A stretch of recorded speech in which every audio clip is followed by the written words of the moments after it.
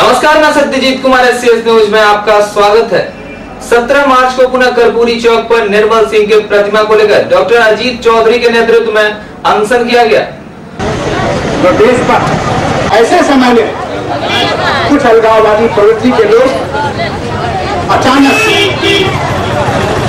देखिए कहा गया है, पूर्ववक्ताओं ने कहा कि जिस समय निर्मल पार्क बना DMCH में, जिस समय सक्रियता के साथ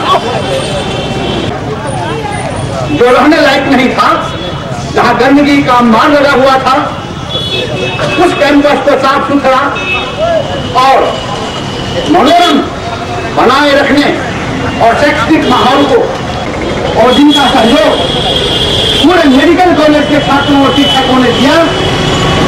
साथ साथ निर्मल सिंह के भांजा अरुण सिंह भी उपस्थित है और उनका कहना था कि हम सड़क से सदन तक आंदोलन करेंगे।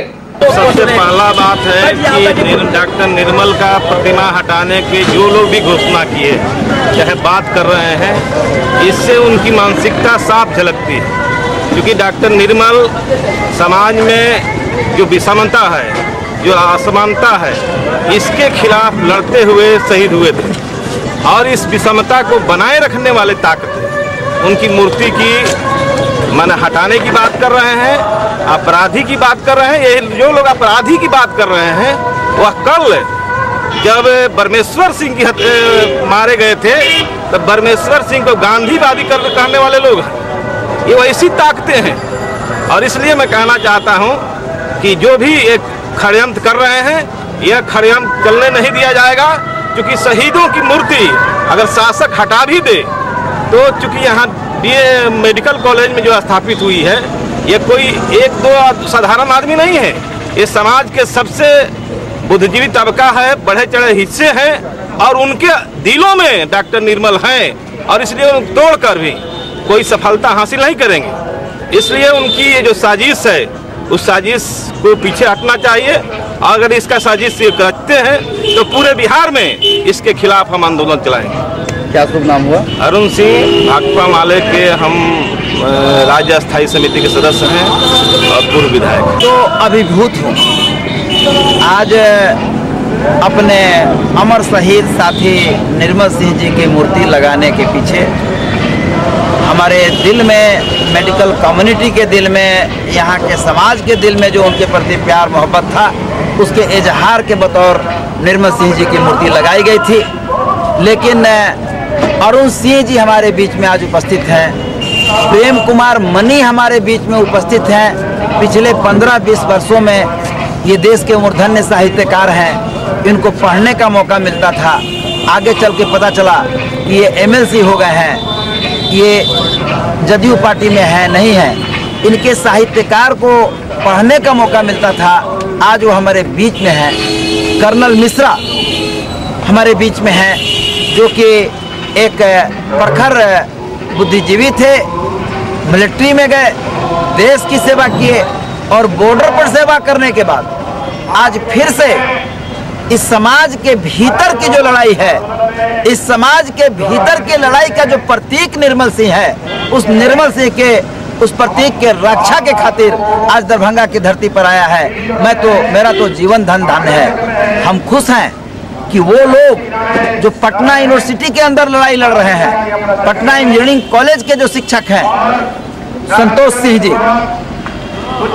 वो आज हमारे बीच में उपस्थित हैं। और जो लड़ाई पटना यूनिवर्सिटी में चल रही है, वही लड़ाई दरभंगा मेडिकल कॉलेज में चलती है, वही लड़ाई भोजपुर में चलती है। और भाई अरुण जी ने मामला को साफ कर दिया कि वो लोग जो कि एक नए बिहार के निर्माण के लिए, एक नए मुल्क के निर्माण के लिए, एक नई दुनिया को निर्माण के लिए शहादत दिए थे, उस परंपरा में, जिस परंपरा में चे गुवेरा ने और भगत सिंह ने शहादत दी थी, निर्मल सिंह की शहादत भी एक अनमोल, एक कोहिनूर के जैसा अनमोल शहादत है। और दरभंगा मेडिकल कॉलेज के दृष्टिकोण से हमने कहा था कि 87 बरस के इतिहास में एक मेडिकल छात्र का आम जनता की लड़ाई लड़ते हुए आम जनता के साथ शहीद होने का काम इसी एक विद्यार्थी शहीद निर्मल सिंह ने किया है। इसलिए पुरुष छात्रावास के मध्य हम जो कि काफी गंदा था, निर्मल सरोवर का हमने निर्माण किया। दरभंगा सरोवरों का शहर है और सबसे खूबसूरत सरोवर निर्मल सरोवर है। हमने एक पार्क का निर्माण किया। निर्मल पार्क इस शहर का सबसे सुंदर पार्क है और वॉकर्स का वो पैराडाइज है। 5000 लोग सुबह शाम उसमें भ्रमण करते हैं। और निर्मल सरोवर में खुशी की बात है कि आज नौकायान की भी सुविधा प्राप्त हो चुकी है, जिसका आनंद मेडिकल स्टूडेंट और आम लोग उठा रहे हैं। और उसी शहीद निर्मल सिंह के नाम पर जो निर्मल पार्क बना, उसके वेस्ट हॉस्टल और ईस्ट हॉस्टल के सामने शहर का सबसे खूबसूरत गेट निर्मल द्वार की रचना हुई। मूर्ति तो मात्र एक छोटी सी चीज है जो 10 स्क्वायर फीट के अंदर है, लेकिन निर्मल सिंह के नाम पर ये जो अस्थाई कीर्ति बना है, जो दरभंगा शहर को एक गिफ्ट है, जिसकी करोड़ों की संपत्ति के रूप में मूल्यांकन किया जाना चाहिए, वो 1 घंटे 2 घंटे में नहीं हुआ है। इसमें 50 लाख से ऊपर रुपया लगा है।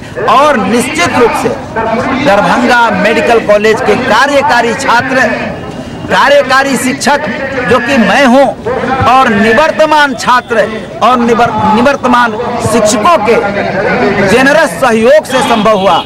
मूर्ति लगाने के क्रम में हमने जो गेट बनाया और जो मोहन राय बिमला राय गेट बनाया, इन तमाम चीजों के काम में 10 लाख रुपया खर्चा हुआ। और आप सुन के स्तब्ध रहेंगे कि मात्र 35 दिनों के अंदर बिना मेरे क्लिनिक से बाहर गए सिवाय 1-2 शाम के, इसलिए कि गुरजन लोगों के पास हमें खुद जाना था, तमाम का तमाम रुपया 95% मेरे क्लिनिक में टहल के आया। ये बताता है कि निर्मल सिंह की स्मृति किस कदर दरभंगा मेडिकल कॉलेज के निवर्तमान शिक्षकों और कार्यकारी शिक्षकों के दिल में है। और वो जज्बा के साथ जो खेलने का काम कर रहे हैं, हम समझते हैं कि उनके मंसूबे परास्त हुए हैं।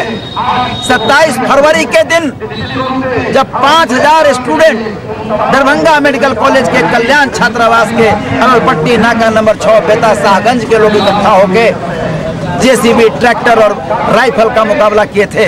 और मुकाबला किए थे 11 मार्च के दिन, जब प्रशासन अपनी पूरी ताकत के साथ आया था और उसको वापस लौटना पड़ा था। आज मुझे नौकरी से निष्कासन का खतरा है, मेरी गिरफ्तारी का खतरा है, हमको विभाग अध्यक्ष के पद से हटाने की साजिश चल रही है। लेकिन ये साजिश बड़े छोटे हैं। निर्मल सिंह, तुम्हारे शहादत के स्मृति के रक्षा के खातिर हमको जो तुम दंडित करोगे वो नाखून के कीमत से भी कम कीमत का है। निर्मल सिंह, तुम कोहिनूर हो पिछड़ों के वास्ते, दलितों के वास्ते, मेहनतकश आवाम के वास्ते और हिंदुस्तान और दुनिया के आम जनता के आज़ादी के खातिर उस कोहिनूर के सामने मेरी ये 2 टकिया की नौकरी 1000 बार कुर्बान करने के लिए मैं और बजनंदन तैयार बैठा है। और हमारे साथ मैं पटना से चल के आया हूँ।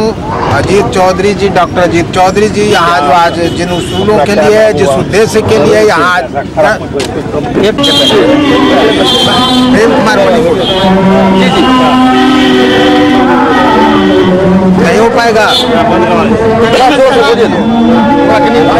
मैं यहाँ आया हूँ डॉक्टर अजीत चौधरी और इनके साथी लोग यहाँ जो आंदोलन चला रहे हैं डॉक्टर निर्मल की प्रतिमा पार्क और सरोवर के लिए उसको समर्थन देने के लिए हम आए हैं। डॉक्टर निर्मल केवल शरीर का इलाज नहीं करना चाहते थे, वो समाज का भी इलाज करना चाहते थे, उसके स्वास्थ्य के लिए भी संघर्ष कर रहे थे। और इस अभियान में वो शहीद हुए और उनकी स्मृति को यदि उनके साथी, उनके सहयोगी, उनके अनुयायी यदि सुरक्षित रखना चाहते हैं, उसको एक रूप देना चाहते हैं, तो सरकार इसमें कहाँ आती है? सरकार को इससे क्या लेना देना है? उससे सरकार को तो उसमें उत्साहित करना चाहिए। यह सरकार आखिर कर क्या रही है? ये पागलपन है। और अश्विनी चौबे जो यहाँ मंत्री के रूप में बैठे हुए हैं, उनको क्या मतलब है? सत्ता के लोग हैं, उनको क्या मतलब है समाज से? अगर यह बात है तो आप किस तरह से परिभाषित करेंगे भगत सिंह को? किस तरह से परिभाषित करेंगे हम गांधी जी को? सब लोग अपने समय में उन लोगों ने अपने तोड़ा था, समाज बनाने के लिए कुछ नियमों को तोड़ा था। भगत सिंह ने क्या किया था? फांसी किस लिए पड़ी थी भगत सिंह को? आप कोई बता सकता है? कोई बता सकता है कि जेपी क्यों जेल की दीवार फांद करके भागे थे 1942 में? हम उन सब लोगों को कैसे दंडित करेंगे? और उनके नेता तो आज पड़े हुए हैं, अटल बिहारी वाजपेयी जी जिंदे हैं और उनको कोई देखने भी नहीं जाता है, जानता भी नहीं है कि जीवित हैं कि मर गए। ऐसे लोगों के लीडरशिप में उन्होंने काम किया है। इसलिए जो लोग, मैं इस विवाद में हालांकि नहीं पढ़ना चाहता हूं, लेकिन मैं कहना चाहूँगा कि जो लोग डॉक्टर निर्मल की स्मृति को, उनकी शहादत को, उनके उसूलों को जीवित रखना चाहते हैं, उसे आकार देना चाहते हैं, उनको मैं सलाम करता हूं। और सरकार को इसमें नहीं पड़ना चाहिए। जो सरकार ने जो जिस तरह से बेहूदगी की है उसे वापस लेना चाहिए और जिन लोगों पर कार्रवाई चल रही है उसे हटा करके अपनी गलती को उसे महसूस करना चाहिए।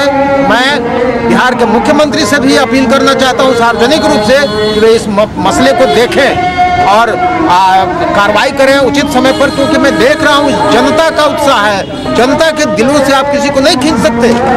क्या करेंगे, किस तरह से यह करेंगे? इस तरह से परिभाषित किया जाएगा? कोई एक मंत्री परिभाषित करेगा किसी की शहादत को? क्या सुनना हुआ? प्रेम कुमार मणि। वहीं पूर्व मंत्री अली अशरफ फातमी ने भी इनका समर्थन किया है। इस संबंध में वहां पूर्व मंत्री अली अशरफ फातमी ने निर्मल सिंह की प्रतिमा पर माल्यार्पण भी किया। उनके साथ वहां फराज फातमी, राम नरेश यादव, ज्योति प्रकाश सहित दर्जनों कार्यकर्ता उपस्थित थे। जिंदाबाद जिंदाबाद जिंदाबाद शहीद निर्मल सिंह अमर हो। जिंदाबाद जिंदाबाद जिंदाबाद सही रे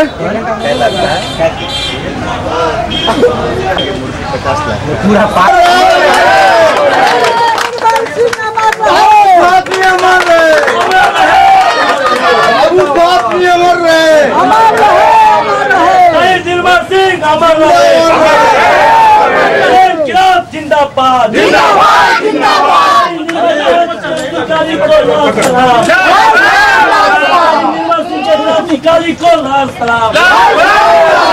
नहीं, देखिए, मैंने यही बात कही है कि लगाया किसने इसको। अब एक ये कमज़ोर तबके से आते हैं तो क्या इनकी इसी वजह से यहाँ से प्रतिमा हटा दी जाए? कुछ लोग काउंसिल में और असेंबली में बैठ करके जो यहाँ के हैं भी नहीं, वो यहाँ के बारे में जानते भी नहीं, और अगर वो फैसला करते हैं दरभंगा के बारे में तो क्या दरभंगा के लोग उसको मान लें?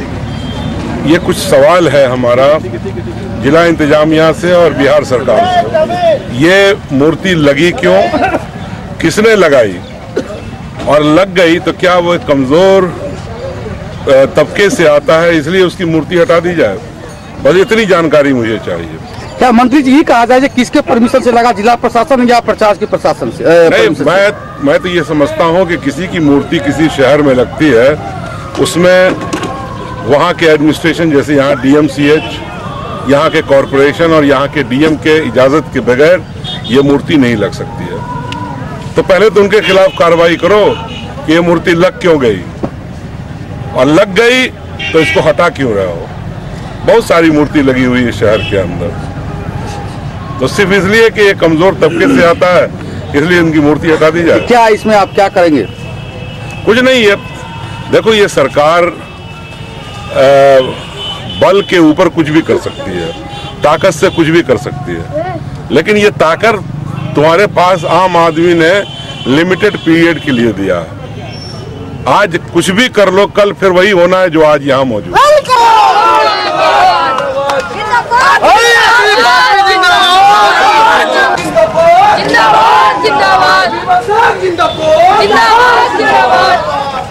हमसे जो टकराएगा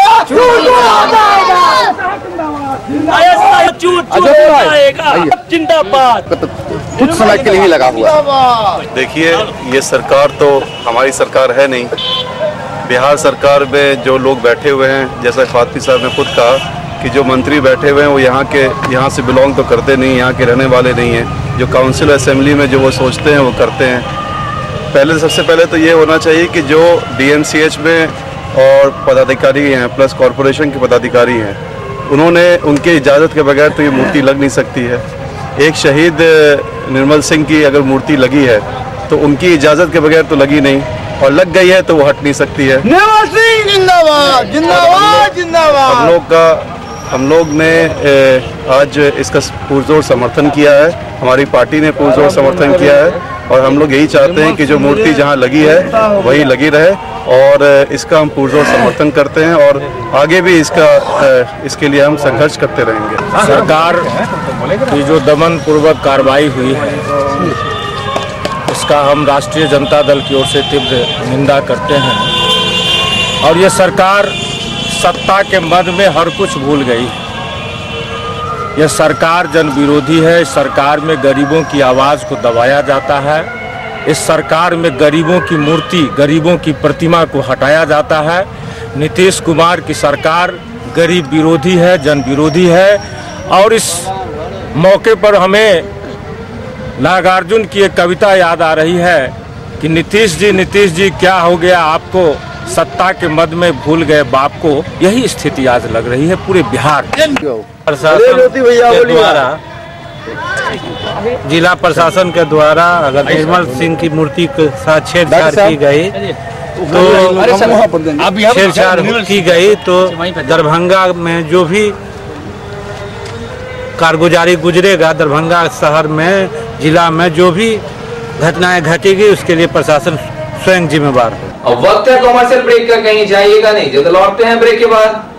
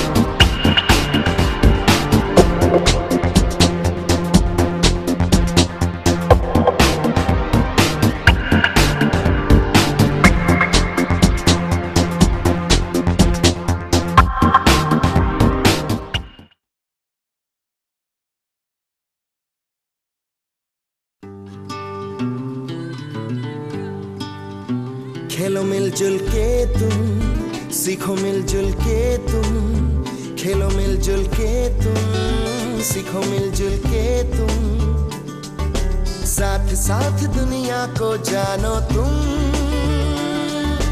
लाइफ का नक्शा बदल दे ये मानो या न मानो। संपर्क करें Eklavya computer academy, VIP road near commercial chowk, Beta road, Laheriasarai. आप हमारे दरभंगा शाखा में भी संपर्क कर सकते हैं, जिसका पता है Eklavya computer academy near net universe cyber cafe, lake view, professor colony, Dighi west. तो संपर्क करें 9240323744, 9304185224। बदलते बिहार में बदलता हुआ महारानी कल्याणी महाविद्यालय लहरियासराय एवं आसपास के वंचित और अकलियत समाज के बच्चों को विद्वान एवं सुयोग्य शिक्षकों से उत्तम और गुणवत्ता पूर्वक शिक्षा देने के लिए तैयार। लहरियासराय स्थित ललित नारायण मिथिला विश्वविद्यालय थी एकमात्र अंगीभूत इकाई, NAC द्वारा मान्यता प्राप्त। रीडिंग रूम तथा टेलीविजन से सुसज्जित आधुनिक पुस्तकालय, सुंदर एवं सुसज्जित प्रयोगशाला। महाविद्यालय के छात्रों के लिए स्पोकन अंग्रेजी और कंप्यूटर की मुफ्त पढ़ाई। महाविद्यालय में चल रहे equal opportunity centre, network resource centre तथा करियर एंड काउंसलिंग से छात्रों के भविष्य को संवारने के लिए तत्पर। छात्र छात्राओं के लिए खेल, टेबल टेनिस, बैडमिंटन, वॉलीबॉल की उत्तम सुविधा। 4 दीवारी से घिरा, पौधों से हरा भरा, सुरक्षित eco friendly campus. IA, ISC प्रथम वर्ष तथा BA, BSc प्रथम वर्ष में दिनांक 21/6/2012 से सीधा नामांकन।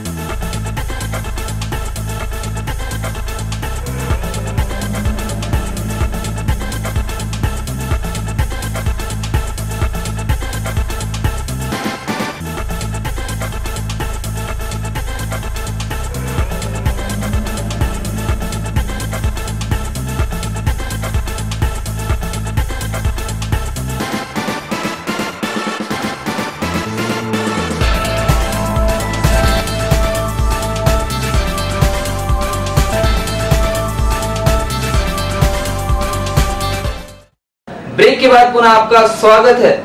17 मार्च को लहरियासराय अवस्थित व्यवहार न्यायालय में विशेष लोक अदालत का आयोजन किया गया, जिसमें BSNL की तरफ से 55 टेलीफोन उपभोक्ताओं को नोटिस जारी किया गया है, जिसमें एक भी उपभोक्ता उपस्थित नहीं हो पाए। इस संबंध में जिला सत्र न्यायाधीश विजय कुमार मिश्रा ने बताया कि लोक अदालत के माध्यम से ज्यादा कांडों का निष्पादन होना चाहिए। कि आज एक विशेष लोक अदालत BSNL संबंधी जो टेलीफोन संबंधी जो बिल इत्यादि रहता है उसके लिए लगाया गया था कि किसी भी उपभोक्ता का अगर कोई बकाया है और डिस्प्यूट है दोनों के बीच में, BSNL के बीच में और जो उपभोक्ता के बीच में, उस मामले को लेकर के जो प्री लिटिगेशन, पोस्ट लिटिगेशन का भी था, पर पोस्ट लिटिगेशन वाला जो न्यायालय में लंबित है उस तरह का कोई केस नहीं था।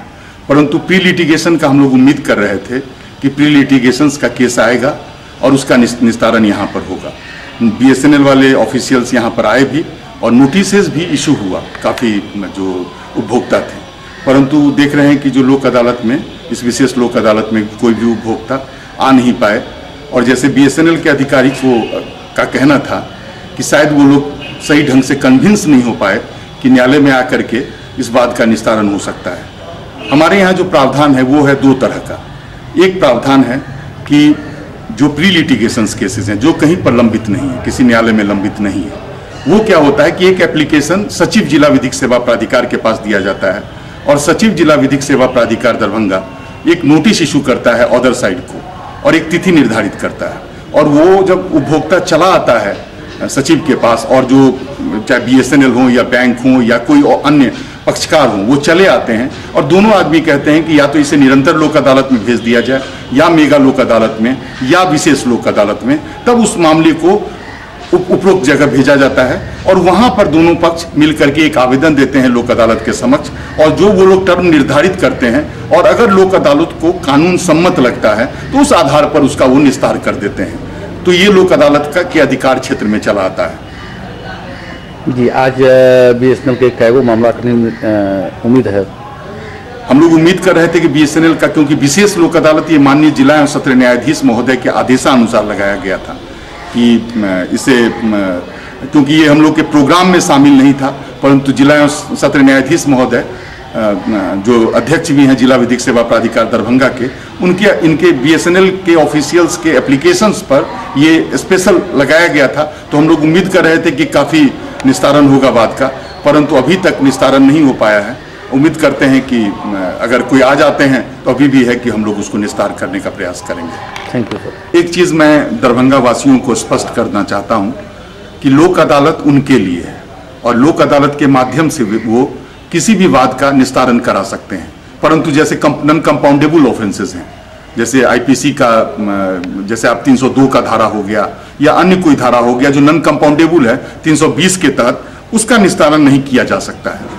अन्यथा और जो कंपाउंडेबल केसेस हैं, फैमिली रिलेटेड मैटर्स हैं, उस सब का निस्तारण किया जा सकता है। फैमिली रिलेटेड मैटर्स में भी डाइवोर्स केस का निस्तारण नहीं किया जा सकता है। और ये स्पष्ट रूप से लोग समझे कि अगर दोनों पक्ष एग्री नहीं करेंगे तब उसका केस उसका सेटल नहीं हो पाएगा और उनको कोई परेशानी नहीं होगी, कि न्यायालय उनके लिए ही है।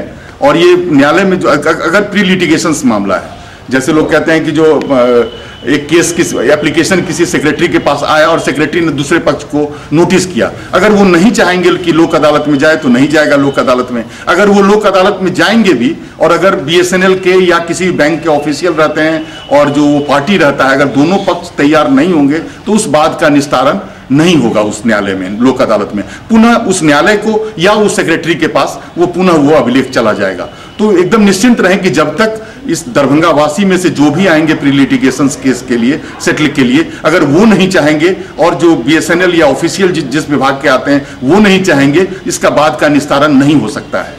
हाँ, सब तक जैसा आप लोग जान रहे हैं कि एक BSNL से संबंधित विशेष लोक अदालत था, एक दूसरा कॉलेज स्टूडेंट्स और स्कूल स्टूडेंट्स से संबंधित भी लोक अदालत आज था यहाँ पे, और वो भी कोई केस नहीं आ पाया किसी भी स्टूडेंट का। और बेहतर ही है, अगर किसी स्टूडेंट का कोई केस नहीं है तो ज़्यादा बेहतर है, सिविल केसेस नहीं है तो ज़्यादा बेहतर है। और जहाँ तक क्रिमिनल केसेस है, तो क्रिमिनल केसेस है, अगर उनको लगता तो इन्फॉर्मेंट अगर उससे मेल कर लेता तब वो बात को निस्तारण यहाँ पर हो सकता था, परंतु वो भी केस अभी तक आ नहीं पाया। लोगों में ये जागरूकता जानी चाहिए कि अगर एग्रीव्ड है, जिसको अगर किसी को थप्पड़ मारा जाता है और जो थप्पड़ खा चुका है अगर वो माफ़ कर देता है, माफ़ करने वाला बहुत बड़ा होता है, अगर वो माफ़ कर देता है तब आते हैं और न्यायालय में भी आकर के उसे समाप्त कर सकते हैं। और उसके अलावा इसको अगर लोक अदालत में भी रखा जाता है तो वहाँ पर भी आकर के वो समाप्त कर सकते हैं और लोक अदालत वहाँ पर उनको कंपाउंड कर सकता है, केस को कंपाउंड कर सकता है। परंतु वो भी अभी तक कोई मुकदमा न प्री लिटिगेशन से आया है न पोस्ट लिटिगेशन किसी न्यायालय से आया है। अगर आता है तो उसका हम लोग निस्तार करने का प्रयास करेंगे। सर, लोक अदालत की फैसला का कहीं अपील तो नहीं होता है? लोक अदालत के फैसला का कहीं पर भी अपील नहीं होता है, ये बहुत स्पष्ट है। परंतु दो चीज़ ये जानने की जरूरत है। अभी कुछ दिन पहले 10 दिन पहले एक माननीय उच्च न्यायालय पटना हाईकोर्ट का एक आदेश आया था जिसमें स्पष्ट था कि अगर फ्रॉड के द्वारा लिया गया है तब हाँ उसके विरुद्ध लाइक कर सकता है, अपील लाइक कर सकता है, रिट लाइक कर सकता है। अगर जिसकी जमीन है ही नहीं और उसने बेच दिया, लोक अदालत के माध्यम से वो आकर के कंप्रोमाइज कर लेते हैं, अगर गलत दस्तावेज के आधार पर कंप्रोमाइज कर लेते हैं, तब वो मामला जाता है, माननीय उच्च न्यायालय भी जाता है और उस आधार पर उसका कैंसिल किया जा सकता है उस लोक अदालत के आदेश को। जैसा कि अभी रिसेंटली एक आरा का केस था जिसमें पक्षकार का कहना था, जो एक थर्ड पार्टी था, कि जमीन मेरी है और ये पता नहीं ये दोनों आदमी कैसे मेल कर लिए हैं। तब माननीय उच्च न्यायालय पटना हाईकोर्ट ने ये आदेश पारित किया कि इस सब मामलों में ये शुरू से ही होता चला आया है कि अगर फ्रॉडिज्म किया गया है, अगर आपकी संपत्ति है ही नहीं तो आप दूसरे को कैसे दे सकते हैं। उस आधार पर हमेशा न्यायालय देख सकती है कि अगर ये गलत है तो गलत है, परंतु अगर सही ढंग से कानून सम्मत ढंग से लोग करते हैं तब उसका कहीं पर कोई अपील नहीं है। ये डिफॉल्ट जो टेलीफोन बकाया जिन लोगों के पास है, बकाया टेलीफोन की बिल बाकी है, जिन्होंने पेमेंट नहीं किया, उन्हीं लोगों को इससे अदालत में आने के लिए नोटिस जारी किया गया था कोर्ट की तरफ से, लोक अदालत की तरफ से। क्या रिलीफ दिया जा रहा है? यहाँ ये लोक अदालत की डिसीजन पर है कि वो जो फैसला कर देंगे वो फैसला मान्य है। तभी आप भी ग्राहकों को क्या सुविधा प्रदान करना चाह रहे हैं? क्या कुछ कहना चाह रहे हैं? यही है कि हमारे जो डिस्काउंट स्कीम है उसमें 50% तक डिस्काउंट स्कीम का प्रावधान है। कितना आदमी को नोटिस हुआ था? 55 लोगों को। और कितने आदमी अभी तक आ चुके हैं? अभी तो कोई लोग नहीं पहुंचे हैं। क्या नाम हुआ आपका? Ashok, accounts officer. सारे सब स्टाफ फोटो बैठाओ। जिला सत्र न्यायाधीश महोदय, आदरणीय एडीजे साहब और यहाँ पर जो मौजूद उपभोक्तागण हैं और अन्य से आप सबों का हार्दिक अभिनंदन करता हूँ। जैसा आप जान रहे हैं कि स्टूडेंट से संबंधित विवाद को लेकर के भी लोक अदालत है और ये जो BSNL से संबंधित लोक अदालत है जिसमें माननीय जिला एवं सत्र न्यायाधीश महोदय ने आदेश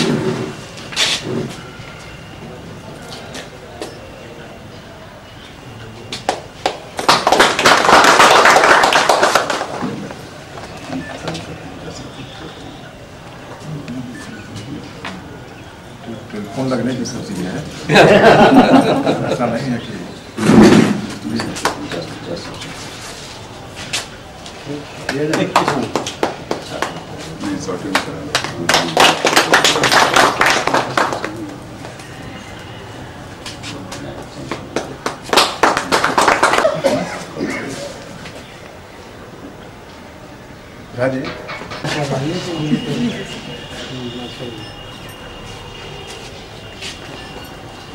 टेलीफोन एक ऐसी व्यवस्था है जिससे व्यक्ति की दूरी कम होती है और एक ऐसा माध्यम है जिससे कि कहीं बैठा हुआ व्यक्ति अपनी सूचनाओं को और अपनी बातों को दूसरे तक पहुंचाता है। यह इतना अहम विभाग है, चाहे उसकी मोबाइल सेवा हो या लैंडलाइन सेवा। जो ही SDO साहब और इनके DGM साहब ने आकर के कहा कि हम BSNL का एक लगाना चाहते हैं, एक कैंप लगाना चाहते हैं, समय नहीं रहते हुए भी हमने इसका समय का आयोजन किया और आज का दिन तिथि निश्चित किया। SDO साहब ने बताया कि लोग अपने मामले को लेकर के सीधे हमारे ऑफिस में चले आते हैं, वहीं फैसला हो जाता है। न्यायालय तक आने में लोगों को घबराहट होती है। ये अच्छी बात है, न्यायालय में आने से न आकर के आपकी समस्याओं का समाधान आपके कार्यालय में हो जाता है, ये अच्छी बात है। लेकिन न्यायालय में नहीं आना और उसके लिए घबराहट पैदा होना, ये अच्छी बात है। हम लोग अपने सेक्रेटरी साहब से कहेंगे कि आप इसका एक अवेयरनेस कैंप, हमारी आज चीफ जनरल मैनेजर से बात हुई है, इसको व्यापक तरीके से जब तक आदमी कंज्यूमर नहीं समझेगा कि क्या स्थिति हमारी है, तब तक जो है वो अपनी समस्याओं का निदान कराने नहीं आ सकता है। 2 विभाग ऐसा है जहां पर समस्याएं ही समस्याएं हैं, उसमें भी एक टेलीफोन विभाग है। टेलीफोन विभाग के अधिकारी मौजूद हैं। अगर समय से उपभोक्ताओं का बिल चला जाए तो निश्चित रूप से उसका पेमेंट हो जाता है और वह एक परेशानी से बच जाता है कि उसका टेलीफोन कनेक्शन नहीं कटा। और एक बार टेलीफोन कनेक्शन कट जाता है फिर उसको कितनी परेशानी होती है, ये हम सब लोग जानते हैं, जिनको अपनी आवश्यकता देखते हैं। ये प्रसन्नता है कि लोग आपके यहाँ पहुँचे हमारे नोटिस पर और आपके यहाँ समझौता किया। ये मेरा पर्पज सॉल्व हुआ। लेकिन दूसरा पर्पज हमारा महत्वपूर्ण ये है कि आपके उपभोक्ता इस बात को जाने कि एक ऐसा आयोजन शिविर के रूप में करा करके हम BSNL के लोगों को बुला करके उसमें उससे संबंधित रियायतों को लेकर के एक बेंच के द्वारा एक डिसीजन लेकर के उनकी समस्याओं का निदान करेंगे। निश्चित रूप से हमको लगता है कि अवेयरनेस का अभाव है, जागरूकता का अभाव है और इसके लिए टेलीफोन विभाग को भी समय समय पर जागरूकता सप्ताह, जागरूकता महीना, जागरूकता के लिए कोई तिथि निश्चित करके अपने सब डिवीजनों में जाकर के इस बात को बताना चाहिए कि मेरा सब डिवीजन में भी लोक अदालत वर्क करता है, यहाँ भी करता है। 17 मार्च को दरभंगा स्थित म्यूजियम में स्मृति नवन तृतीय पुष्प का लोकार्पण किया गया। यह पुस्तक स्वर्गीय राधा मोहन झा के नाम पर लोकार्पण किया गया। इस पुस्तक का लोकार्पण प्रोफेसर भीम झा, प्रोफेसर सतीश सिंह एवं उनके पौत्र संतोष झा ने किया। पाठकों को उपलब्ध होगी जो भी संख्याओं पर जाकर इस स्मृति नमन पुस्तिका को प्राप्त कर सकते हैं। यह हम सब जानते हैं। व्याकरण कहते किसे? सामान्य अर्थों में व्याकरण उन्हें कहते हैं जो व्याकरण के सिद्धांतों और सूत्रों के जानकार होते हैं, उसके विशेषज्ञ होते हैं।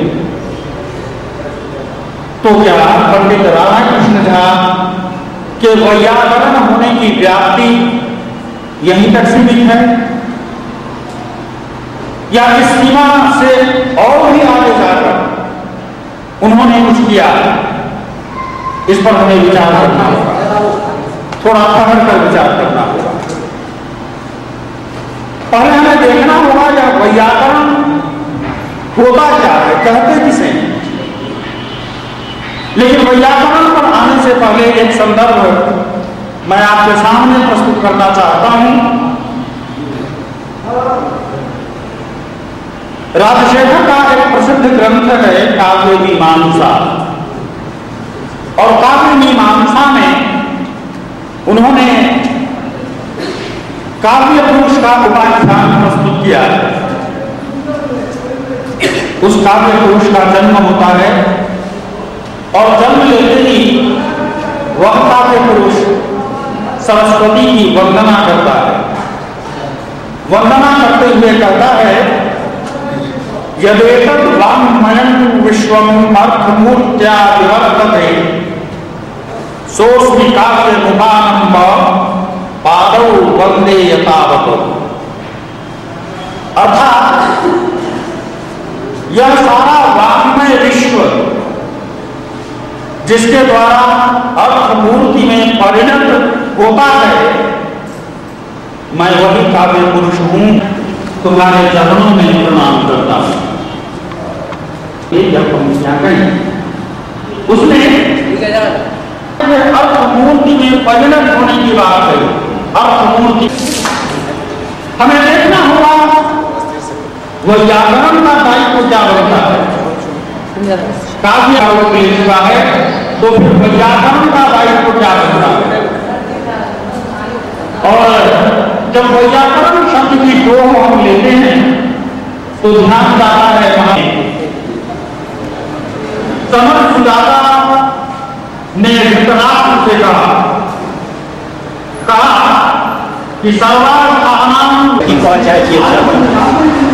स्मृति जनिक स्मृति में हमरा लोकन आई नमन करवा ले तो उपस्थित छी ओथिका पंडित प्रवर राधाकृष्ण झा जी। राधाकृष्ण झा जी मिथिलाक सपूत छलाह, महान पंडित छलाह, विशिष्ट अध्यापक छलाह और मिथिलाक संस्कृति साक्षात प्रतिरूप छलाह। राधाकृष्ण झा जी के 1942 में कहक चाही अल्पायुए में देहांत भ गए, किंतु हुनक जे यश छन से आइयो विद्यमान छन और तकर कारण छन जे हुनक जैसे शिष्य परंपरा एतेक महान छन जे आइयो जैसे एखन का जे सरस्वती संस्कृत वाङ्मय अछि ताहि में जे जाज्वल्यमान नक्षत्र सब छथि, 101 विद्वान छथि, से सब हुनक शिष्य परंपरा में अबैत छथि, चाहे साक्षात शिष्य अथवा शिष्यक शिष्य। पंडित भूप नारायण झा जी, पंडित शोभाकांत जयदेव झा जी सन महान विद्वान हुनक शिष्य रहल छथि और आई हिनके लोकनिक शिष्य सब वाङ्मय में संस्कृत वाङ्मय में एक विशिष्ट स्थान भारतीय संस्कृत विद्या के जैसे स्तंभ मानल जाए और वह हुनक कृति छियन। कृति अर्थात कीर्ति ओ जैसे हुनकर जे शिष्य परंपरा छन ओ जे कृति छन हुनकर वही कृति से आई ओ कीर्तिमान छथि, ओ प्रकाशमान छथि और ओ जावत धरि हुनक शिष्य परंपरा जागृत रहत ओ जीवित रहता और आई अवसर पर हुनका समस्त मिथिलांचलक लोग, दरभंगा निवासी एहिठामक जे सारस्वत मूर्ति सब छथि, एक एक विद्वान तो उपस्थित छथि, सब हुनक स्मृति में नमन करबाक हेतु उपस्थित छथि। संस्कृत, हिंदी और मैथिली तीनों भाषा के जैसे रचना विशिष्ट व्यक्तिगत रचना स ई जैसे स्मृति ग्रंथ स्मृति नमन नामक जैसे ग्रंथ से ऐसी प्रस्तुत भेल अछि, जकर संपादक डॉक्टर फूलचंद मिश्र रमंथिका ओ बहुत परिश्रम पूर्वक एकरा सजौलनि अछि, एकरा प्रकाशित भेलनि अछि और हुनक जे पौत्र छथिन संतोष बाबू ओ एकरा जैसे संयोजन कऽ कऽ एकर जैसे उपस्थित कयलनि अछि। से सब गोटे हमरा लोकनि एहि आयोजन के एहि यज्ञ के सफल करबाक हेतु एतऽ उपस्थित छी और स्मृति नमन जनिक स्मृति में अछि ओहि महान विद्वान पंडित राधाकृष्ण झा जी के स्मृति में शत शत नमन निवेदित करें। नाम भेल अपने के? हमार नाम भेल भीमनाथ झा।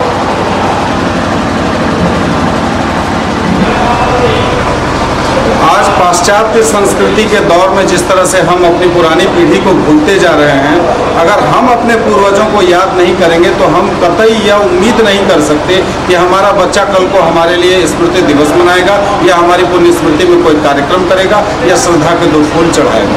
स्मृति नमन यही एक प्रयास है, अपने पूर्वजों को हम सम्मानित करें, उनका आदर करें, उनकी दिखाई राह पर चलें और उनके दिखाई राह के साथ ऐसा आचरण बनाएं, तभी हम अपनी इस मानवता की बात को सार्थक कर सकते हैं। स्मृति नमन हमारा यही प्रयास है, एक हम लोगों को एक संदेश देना चाहते हैं कि आप अपने पूर्वजों को याद करें, उनकी दिखाई राह पर चलें और आप अपने पूर्वजों के नाम को रोशन करें। संस्कृति जो हमारी है वही हमारी पहचान है, अगर हम इससे भटकेंगे तो हम कहीं के नहीं रह सकते। 17 मार्च को रोशनी मैथ्स क्लासेज के द्वारा मदारपुर में इंजीनियरिंग टेस्ट सीरीज का आयोजन किया गया, जिसमें दर्जनों छात्र छात्राओं ने शिरकत की।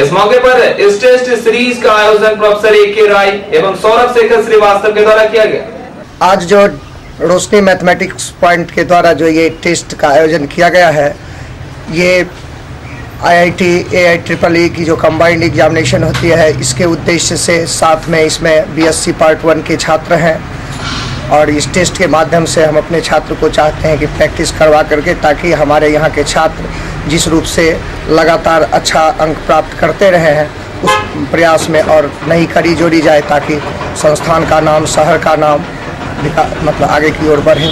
यही मेरी शुभकामना है और ये प्रयास के तहत हम टेस्ट लिए हैं। क्या नाम हो? Professor A K. राय, मैथमेटिक्स। रोशनी मेजरमेंट्स पॉइंट के द्वारा पिछले नवंबर माह से ही 12th 11th और इंजीनियरिंग के छात्रों के लिए टेस्ट की शुरुआत की गई थी। इंटर की जो परीक्षार्थी टेस्ट दे चुके, परीक्षा जिनकी हो चुकी, वो टेस्ट से स्वाभाविक है सफल होकर के टेस्ट में सफल होने के बाद वो टेस्ट से दूर हो गए और अपने एग्ज़ाम की ओर ध्यान दिए और एग्ज़ाम उनका सफल रहा। अब वो लोग रिजल्ट की प्रतीक्षा में हैं। और इधर जो बच्चे इंजीनियरिंग के लिए और BSc के लिए बच गए, जिनकी परीक्षा अप्रैल माह में होने वाली है, यूनिवर्सिटी के द्वारा भी सूचना मिली है कि अप्रैल माह में ऑनर्स की परीक्षा होने वाली है और ट्रिपल की परीक्षा 7 अप्रैल को IIT ट्रिपल कंबाइंड की एग्ज़ाम होने वाली है, जिसको लेकर के रोशनी मैथमेटिक्स पॉइंट के डायरेक्टर प्रोफेसर ए.के. राय ने इंजीनियरिंग और ऑनर्स के बच्चों के लिए टेस्ट की शुरुआत की, जो आगामी 31 मार्च तक चलेगा। और इसमें वही बच्चे बैठे हैं जो चाहते हैं कि नहीं, हमें रिजल्ट देना है, टेस्ट से नहीं भागते हैं, टेस्ट से नहीं डरते हैं और टेस्ट को फेस करके अपने मंजिल को पाने के लिए वो अपनी कमियों को दूर करके आगे बढ़ना चाहते हैं। वही छात्र छात्राएं इस टेस्ट में पार्टिसिपेट किए हैं और इस कार्य के लिए हम अपनी ओर से प्रोफेसर ए.के. राय को हार्दिक शुभकामनाएं देता हूं और चाहता हूं कि इसी तरह यहाँ के शिक्षक, जितने भी शिक्षक हैं, वो दरभंगा में इसी तरह टेस्ट लेते रहें और छात्रों को सफल कराने में एक अलग सहयोग बनावे, जिससे दरभंगा नाम रोशन हो सके। अब सत्यजीत को SCS न्यूज की पूरी टीम के साथ अनुमति दें। कल पुनः इसी समय मिलेंगे, तब तक के लिए नमस्कार।